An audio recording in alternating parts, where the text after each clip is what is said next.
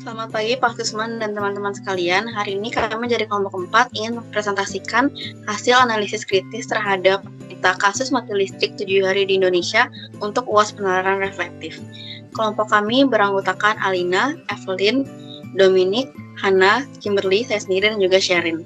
Di sini ada list of content yang akan kita bahas dalam PPT.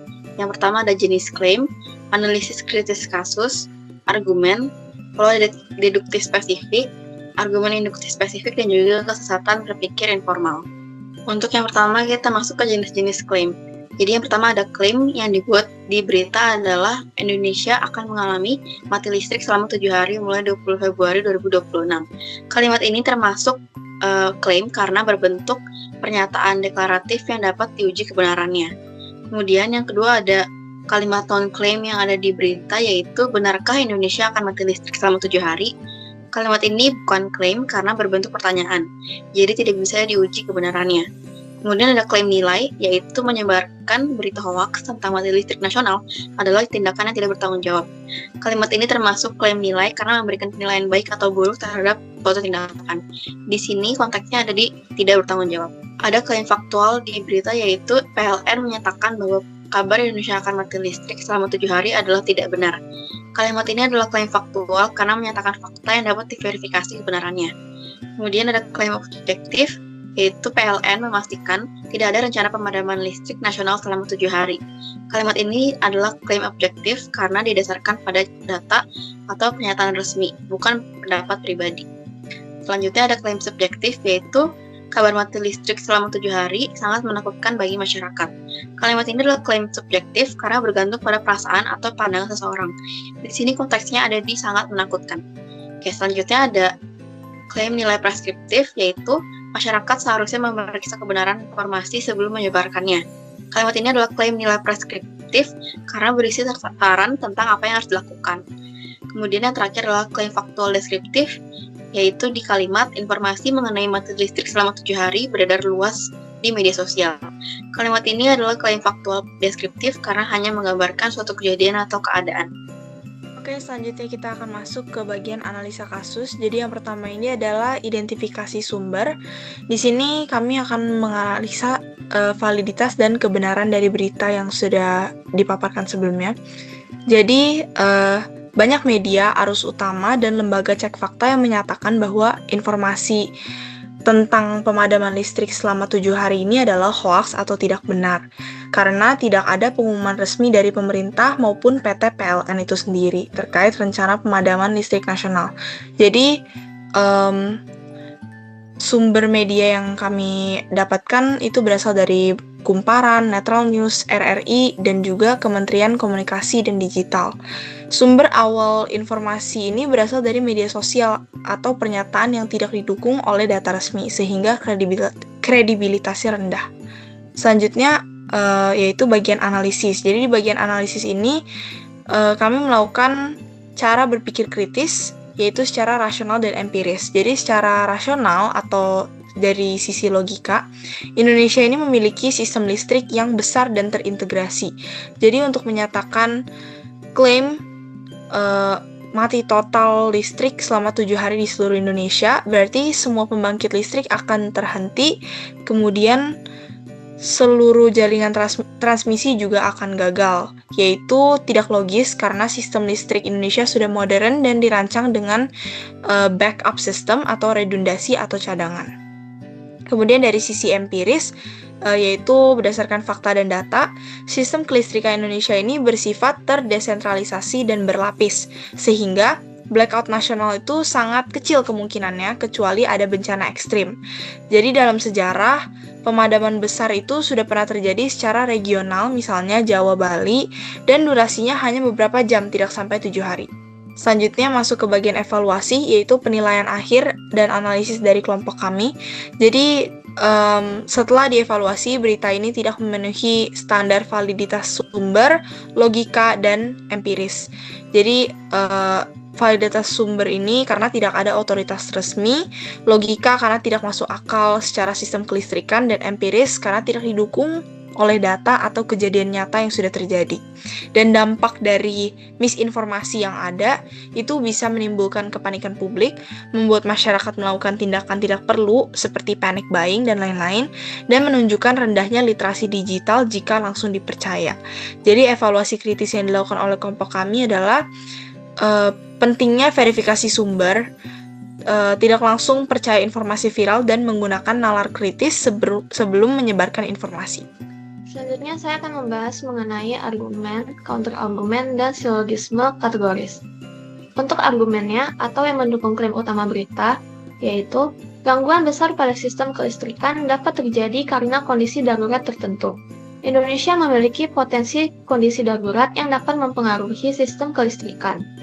Jadi, kemungkinan terjadinya pemadaman listrik dalam durasi lama di Indonesia dapat dipertimbangkan. Selanjutnya adalah counter-argumen, atau yang membantah klaim utama berita. PLN sebagai otoritas resmi menyatakan bahwa informasi mengenai pemadaman listrik selama 7 hari tidak benar dan sistem kelistrikan masih stabil. Informasi mengenai pemadaman listrik 7 hari berasal dari kesalahpahaman dan tidak didasarkan pada kondisi nyata di Indonesia. Jadi, klaim bahwa Indonesia akan mengalami pemadaman listrik selama 7 hari tidak benar. Selanjutnya adalah silogisme kategoris. Untuk premis mayornya, semua informasi yang telah diverifikasi dan dinyatakan tidak benar oleh otoritas resmi berdasarkan data yang dapat diuji adalah tidak valid. Untuk premis minornya, informasi mengenai mati listrik selama 7 hari di Indonesia telah diverifikasi dan dinyatakan tidak benar oleh otoritas resmi berdasarkan data yang dapat diuji. Jadi kesimpulannya, maka informasi mengenai mati listrik selama 7 hari di Indonesia adalah tidak valid. Dan untuk selanjutnya, saya akan menjelaskan tentang pola penalaran deduktif spesifik. Yang pertama ada modus ponens, di mana kalimatnya itu jika P maka Q, padahal P maka Q. Premis pertamanya adalah jika PLN memberikan klarifikasi secara resmi, maka masyarakat akan mengetahui fakta sebenarnya. Premis yang kedua, PLN memberikan klarifikasi resmi. Maka kesimpulannya adalah jadi masyarakat akan mengetahui fakta sebenarnya. Yang selanjutnya adalah modus tollens. Kalimatnya itu jika P maka Q, padahal bukan Q, jadi bukan P. Jika terjadi mati listrik selama 7 hari, maka seluruh kota akan mengalami pemadaman. Padahal seluruh kota tidak mengalami pemadaman. Jadi, tidak terjadi mati listrik selama 7 hari. Dan yang ketiga ada silogisme disjunktif. Kalimatnya itu P atau Q, bukan P jadi Q. Atau bisa juga P atau Q, bukan Q jadi P. Kalimatnya adalah masyarakat mendapatkan informasi listrik mati 7 hari dari televisi atau dari media sosial. Masyarakat mendapatkan informasi tersebut dari media sosial. Jadi, masyarakat tidak mendapatkan informasinya dari televisi. Yang selanjutnya, dilema.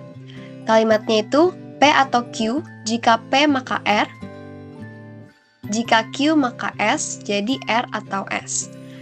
Jika masyarakat percaya bahwa berita itu benar, maka akan terjadi kepanikan. Jika masyarakat tidak percaya akan berita itu, maka situasi akan tetap tenang.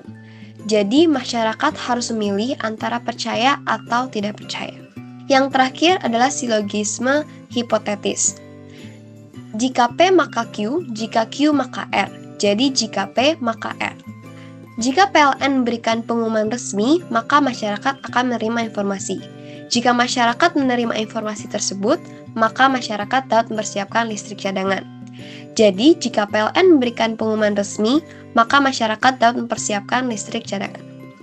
Selanjutnya, saya akan menjelaskan mengenai argumen induktif spesifik berdasarkan kasus berita hoaks mati listrik selama 7 hari di Indonesia. Argumen induktif adalah penalaran yang menarik kesimpulan dari kasus-kasus khusus menuju kesimpulan yang lebih umum. Yang pertama adalah kausalitas atau sebab akibat.